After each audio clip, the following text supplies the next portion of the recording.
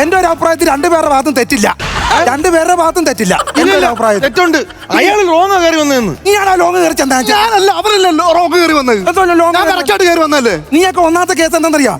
നീ സംസാരിച്ചിരിക്കുന്ന സമയത്ത് വല്ല കയ്യും കാലം മുറിഞ്ഞെന്നുണ്ടെങ്കിൽ ആ ഫാസ്റ്റാഗ് എടുത്ത് തന്നെ സെറ്റ് ചെയ്യാൻ നോക്ക്. ടൂ വീലറിന് ഫാസ്റ്റാഗ് ഉണ്ടോ മനുഷ്യ? ടൂവിനും ഫോറിനും എല്ലാം ഫാസ്റ്റാഗ് വേണം.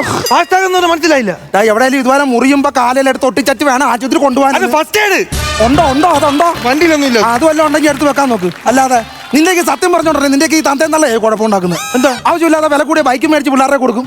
മനുഷ്യനെ കൊല്ലാൻ എന്നിട്ട് ഇറങ്ങിയേക്കുക. ഓരോ പുതിയ ബൈക്ക് ഉണ്ട്, ഒന്നും ആറ്റുക. ഇങ്ങനെ ഇടയെ കുഴിഞ്ഞിരിക്കുന്നതാണ് ആറ്റുക. പിന്നെ പിന്നൊരു സാധനം എന്തോ ഉടുക്കെന്ന് പറഞ്ഞോ.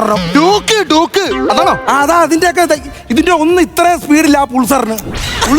ആ PU ഞാൻ എഴുതി വെച്ചിട്ടുണ്ടല്ലോ പൾസർ അല്ലാതെ പൾസർ. ഈ ഡൂക്കിനെ കാട്ടി വില കുറവാണ് പൾസർ എന്ന്.